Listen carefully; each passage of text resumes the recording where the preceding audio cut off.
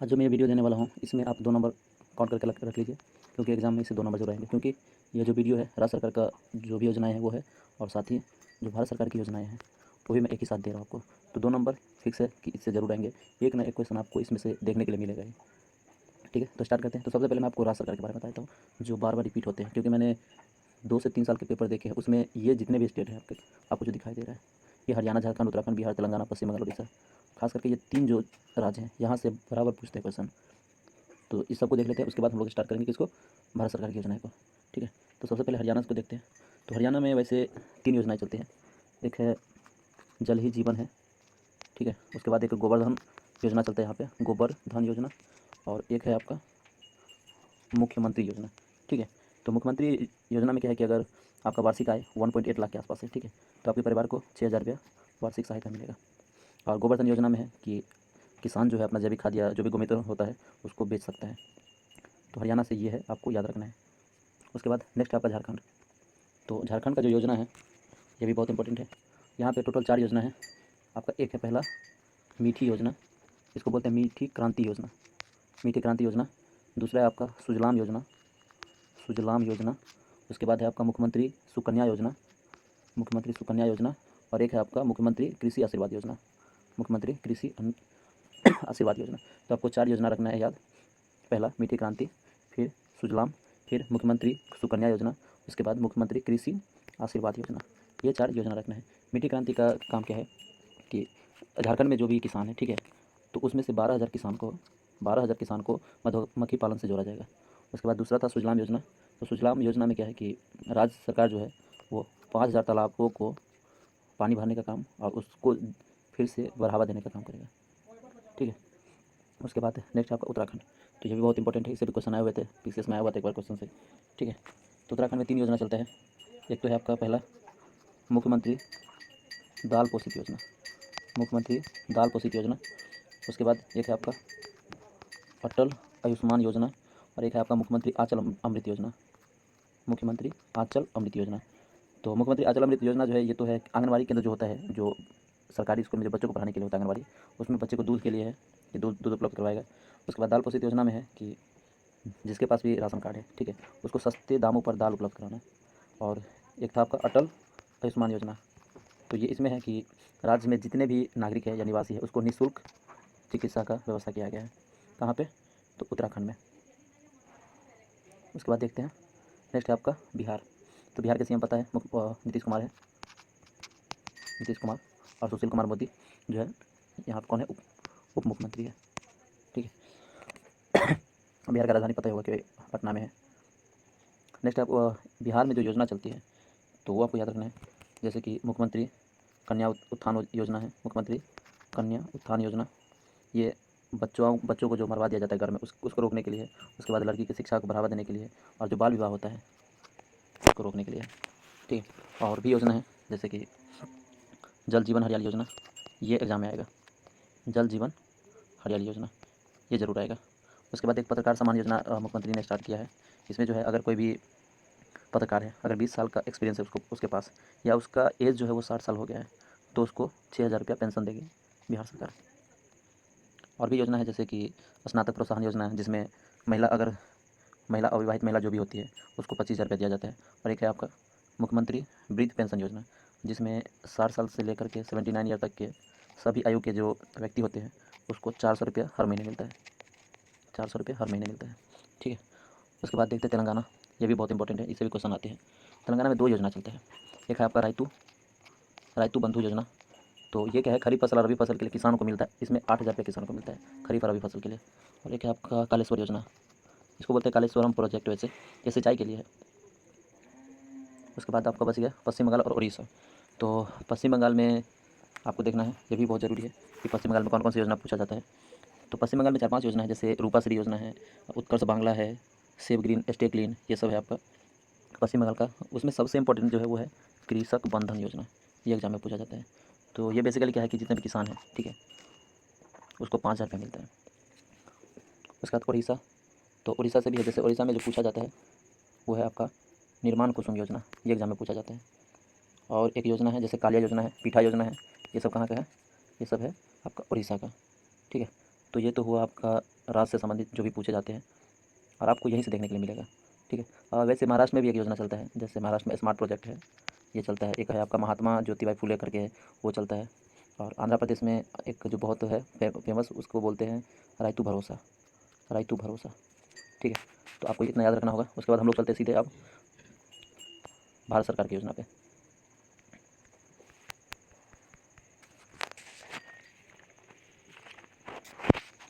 तो इसमें जितने भी योजना है भारत सरकार में और जो एग्जाम में पूछे जाएंगे, देखिए योजना जब से नरेंद्र मोदी जी का जो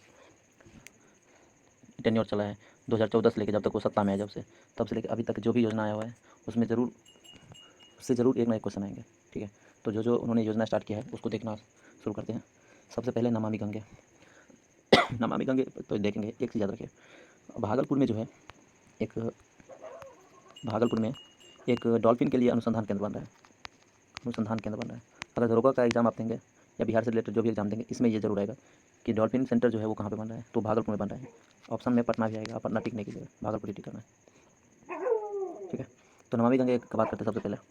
तो नमामि गंगे जो है वो स्टार्ट हुआ था 10 जुलाई 2014 को, और इसका मेन उद्देश्य जो था, मेन चालू करने का, योजना शुरू करने का ये था कि गंगा नदी का संरक्षण करना है और उसको शुद्धि करना है, मतलब कि जितने भी कचरा फैला हुआ है उसको रोकना है। देखिए जितने भी जो भारत सरकार की योजना है, या उसको बोल सकते हैं आप केंद्र सरकार की योजना है, भारत सरकार केंद्र सरकार एक ही होता है, तो उसमें मेन उद्देश्य पूछा जाता है कि इस योजना का उद्देश्य क्या है। तो आपको डेट ज़्यादा तो नहीं पूछता है, लेकिन उसका उद्देश्य ज़रूर पूछा जाता है, या कभी कभी आपसे उसका फुल फॉर्म पूछ लेंगे कि इसका फुल फॉर्म क्या होता है। आगे देखते हैं आगे कौन सा है, चलिए लिस्ट है आपका, यहाँ पे एक एक करके देखते हैं। सबसे पहले है मेक इन इंडिया, यानी इंडिया में बना हुआ चीज़। तो ये स्टार्ट हुआ था आपका 25 सितंबर को हुआ था स्टार्ट 2014 में। और इसका मेन उद्देश्य था कि देश में जो मैन्युफैक्चरिंग है उसको बढ़ावा दे। जैसे कि हम लोग चाइना के गैजेट पे हम लोग डिपेंड करते हैं, उसी का सामान ज़्यादा यूज़ करते हैं। तो भारत ये चाहता है कि सब कुछ जो मैन्युफैक्चर हो वो इंडिया में ही हो, हम लोग बाहर से कम आयात करें। ठीक है। नेक्स्ट आपका सांसद ग्राम योजना।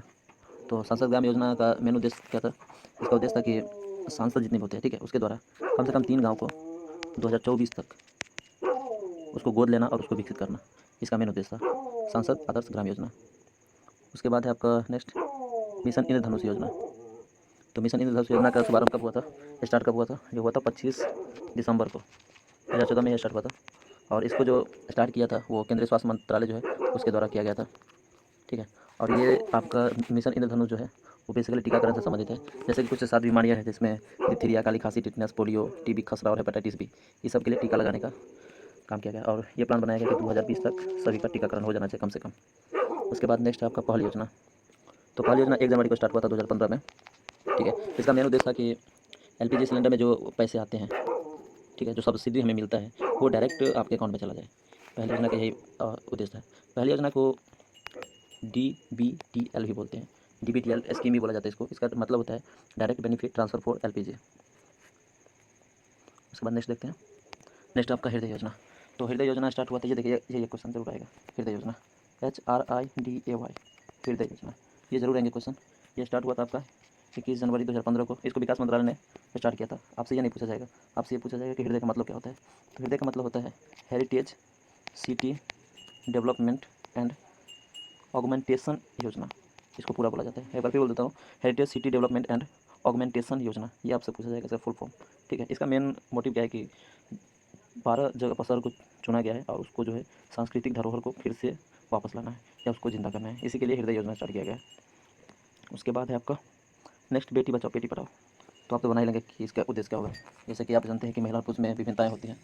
वैसे केरला का तो है कि वहाँ पर महिला ज़्यादा है, तो वहाँ पर तो कोई दिक्कत नहीं। आपने हरियाणा का नाम सुने होंगे, हरियाणा में जो लिंग विभिन्नता है बहुत ज़्यादा है, तो उसी को कम करना है, उसी के लिए ये बेटी बचाओ और बेटी पढ़ाओ योजना लाया गया है। नेक्स्ट आपका प्रधानमंत्री मुद्रा योजना। तो प्रधानमंत्री मुद्रा योजना 8 अप्रैल को स्टार्ट हुआ था, 8 अप्रैल को स्टार्ट हुआ था 2015 में, 2015 को। मुद्रा योजना का फुल फॉर्म आपसे पूछा जाता है एग्जाम में, MUDRA, मुद्रा। तो इसको बोलते हैं M for micro, U for units, D for development और R फॉर रीफाइनेंस और A फॉर एजेंसी, मतलब micro unit development and refinance agency, ये आपसे पूछा जाएगा। ठीक है। उसके बाद है आपका उजाला योजना। तो उजाला योजना का डायरेक्ट फुल फॉर्म ही पूछा जाता है, UJALA, उजाला। तो उजाला का फुल फॉर्म होता है Unnat Jyoti by affordable LEDs for all, ये आपसे डायरेक्ट एग्जाम में पूछा जाता है। तो इसका मोटिव है बिजली के विकास को कम करना और LED बल्ब जो होता है कम दामों पे आपको उपलब्ध करवाना। उसके बाद है आपका प्रधानमंत्री सुरक्षा बीमा योजना। तो ये इसका स्टार्ट तो किया गया था कोलकाता से 9 मई को स्टार्ट हुआ था। और इसमें ये बताया गया कि अगर आपका एज 18 से 70 वर्ष तक है, ठीक है, तो आप हर महीने 12 रुपये का प्रीमियम भर के 1 से लेकर के 2 लाख तक का आप दुर्घटना बीमा ले सकते हैं प्रधानमंत्री सुरक्षा बीमा योजना में। बहुत ही अच्छा योजना है। अगर आप चाहते हैं, इच्छुक है, तो कोई बात नहीं, आप इसके वेबसाइट पर जाइए, ठीक है, प्रधानमंत्री सुरक्षा बीमा योजना पे आपको वहाँ पे रजिस्ट्रेशन मिल जाएगा। और चाहते हैं तो आपको यूपीआई से पेमेंट कर जाएगा, और जब आपका टेन्योर हो जाएगा पूरा तो आपको लाभ मिलना शुरू हो जाएगा। वैसे भी कभी आपकी दुर्घटना होता है, कुछ भी होता है, तो वो आपको मिल जाएगा पैसा। आपके पास जो पेपर रहेगा या ऑनलाइन जो भी किए रहेंगे वो दिखाएंगे तो आराम से हो जाएगा काम। उसके बाद है आपका नेक्स्ट, देखते हैं नेक्स्ट कौन सा है। हाँ, नेक्स्ट आपका प्रधानमंत्री जीवन ज्योति बीमा योजना। तो ये स्टार्ट हुआ था आपका 9 मई को 9 मई को स्टार्ट हुआ था, 9 मई 2015 को, ठीक है, प्रधानमंत्री जीवन ज्योति बीमा योजना। तो इसमें क्या है कि कोई भी अगर नागरिक है भारत का, अगर उसका एज 18 से लेकर के 50 साल तक का हो रहा है, कोई भी नागरिक है, ठीक है, तो वो 330 रुपया 1 साल में जमा करके 2 लाख रुपये तक का वो जीवन बीमा ले सकता है। 2 लाख तक का जीवन बीमा ले सकता है। यह है प्रधानमंत्री जीवन ज्योति बीमा योजना का प्लान। उसके बाद है नेक्स्ट आपका अटल पेंशन योजना। तो अटल पेंशन योजना 2015 में स्टार्ट हुआ था। इसको वित्त मंत्रालय ने स्टार्ट किया था, वित्त मंत्रालय ने, ठीक है। और इसमें यह बताया गया था कि अगर कोई व्यक्ति 18 से लेकर के 40 साल तक का है, ठीक है, अगर कोई भी व्यक्ति है, अगर वो 1,000 से लेकर के 5,000 रुपये तक उसको मिल सकता है, अगर कोई व्यक्ति अपना खाते में पैसा जमा करता है तो। उसके बाद है आपका नेक्स्ट है अमृत योजना। तो अमृत योजना के आपको फुल फॉर्म ही डायरेक्ट पूछा जाता है। अमृत योजना का मतलब, अमृत का मतलब होता है Atal mission for rejuvenation and urban transformation, ठीक है। तो इसमें ये लक्ष्य रखा गया कि 100 स्मार्ट सिटी जो है ना, उसको कम से कम विकास करना, उसको डेवलप करना। नेक्स्ट है आपका अटल अमृत भी होएगा। अब नेक्स्ट बचा आपका स्मार्ट सिटी योजना। तो स्मार्ट सिटी योजना को भी देख लेते हैं। तो इसमें आपको ये स्टार्ट जो हुआ था स्मार्ट सिटी योजना 25 जून को स्टार्ट हुआ था, 25 जून 2015 को। और इसका मेन उद्देश्य क्या है, 100 शहरों को चुनना और उसका विकास करना। इसमें जो हमारा मदद कर रहा है वो सिंगापुर मदद कर रहा है, सिंगापुर। अगर सबसे ज़्यादा एफडीआई आया हुआ था तो वो सिंगापुर से आया हुआ था। नेक्स्ट है आपका स्मार्ट सिटी योजना हो गया। अब है प्रधानमंत्री आवास योजना। तो ये स्टार्ट हुआ था 25 जून 2015 को, ठीक है। और इसका मेन उद्देश्य क्या था कि 2022 तक कम से कम 2 करोड़ नए घर बनाना है प्रधानमंत्री आवास योजना के तहत। इसमें 1.5 लाख के आसपास मिलता है आपको घर बनाने के लिए। और अगर टॉयलेट बनवाते हैं तो उसमें 12,000 के आसपास, दरवाज़ा बंद अभियान जो चला था उसमें 12,000 के आसपास मिलता है। नेक्स्ट है आपका डिजिटल इंडिया मिशन। तो ये तो आप इसको देख के समझ सकते हैं किस लिए है। इंडिया को डिजिटलाइजेशन करने के लिए, यानी कि सभी सरकारी सेवा में जितना भी है उसको इलेक्ट्रॉनिक्स से भरना है, उसी पे काम कराना है। अगर आप स्थापना पूछे कि ये कब हुआ था स्टार्ट, तो ये हुआ था 1 जुलाई 2015 को। उसके बाद नेक्स्ट है प्रधानमंत्री कृषि योजना। वैसे यहाँ पे कृषि सिंचाई होना चाहिए, कृषि सिंचाई, प्रधानमंत्री कृषि सिंचाई योजना होना चाहिए, ठीक है। तो इसका जो उद्देश्य शुभारंभ हुआ था, यानी स्टार्ट हुआ था 1 जुलाई को, 1 जुलाई 2015 को स्टार्ट हुआ था। और इसका मेन मकसद क्या था कि किसानों को जो है कृषि के लिए पानी उपलब्ध कराना। आप जानते हैं कृषि के लिए पानी कितना इंपॉर्टेंट है। तो बहुत सा एरिया ऐसा है जहाँ पे पानी सही से उपलब्ध नहीं हो पाता है, तो उसी को करने के लिए है ये। नेक्स्ट है आपका स्किल इंडिया मिशन। तो स्किल इंडिया मिशन स्टार्ट हुआ था 15 जुलाई 2015 को। और इसका मेन मोटिव जो था वो है आपका 2022 तक भारत के जो युवा हैं, ठीक है, उसको कौशल विकास देना है इंडिया और स्किल इंडिया मिशन के तहत। उसके बाद नेक्स्ट है आपका दीनदयाल उपाध्याय ग्राम ज्योति योजना। ये आया हुआ था क्वेश्चन, ये आया था बीपीएससी में, ठीक है। तो ये पूछा गया था किस लिए है।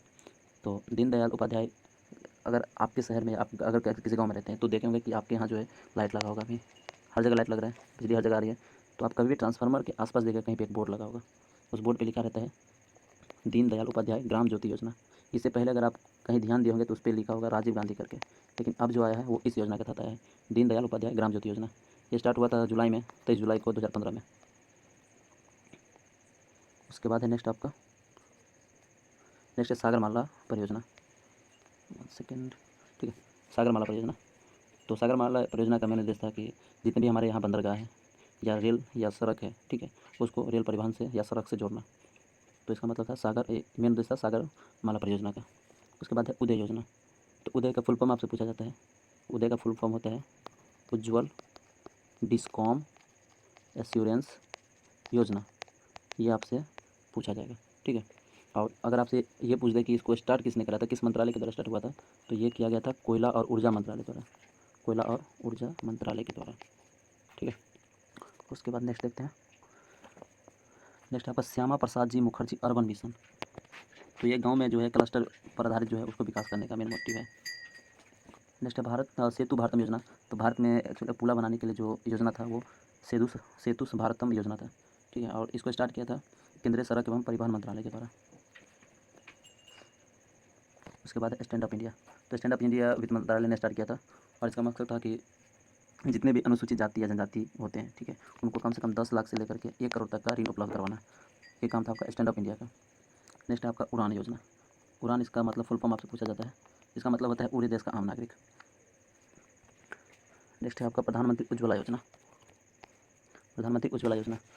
तो उज्ज्वला योजना का मेन मकसद था बीपीएल परिवारों को जो है एलपीजी गैस मुफ्त में देना, यानी फ्री में देना एलपीजी गैस। ये आपसे पूछा जाएगा। उसके बाद है दीनदयाल उपाध्याय स्पर्श योजना। तो स्पर्श का आपसे फुल फॉर्म पूछा जाता है। SPARS होता है, SH होता है। इसको बोला जाता है scholarship for promotion of aptitude and research in STEM as a hobby. पूछ भी सकते हैं, नहीं भी पूछ सकते, कोई दिक्कत नहीं। उसके बाद नेक्स्ट है प्रधानमंत्री वय वंदना योजना। तो इसमें क्या है कि अगर 60 साल या उससे अधिक उम्र का कोई वरिष्ठ नागरिक है, ठीक है, तो उसको मासिक जो है पेंशन देना होता है। उसके बाद है प्रधानमंत्री सहज बिजली योजना। तो इसमें क्या किया गया है, इस योजना में हमारे इंडिया में जितने भी घर हैं, ठीक है, उसको विद्युतीकरण करना है, यानी हर घर विद्युत पहुँचाना है। और ये स्टार्ट किया था विद्युत मंत्रालय के द्वारा, विद्युत मंत्रालय के द्वारा स्टार्ट किया गया था। उसके बाद एक और चीज़ पूछा जाता है, 2 योजना और बताता हूँ। जैसे कि एक जन आरोग्य योजना स्टार्ट किया गया था, जन आरोग्य योजना। तो इसका मेन मकसद था कि जितने भी गरीब परिवार हैं, ठीक है, उसको 5 लाख तक का कैश रहित स्वास्थ्य सुविधा फ्री में उपलब्ध करवाना था। ये था मेन उद्देश्य आयुष्मान भारत का।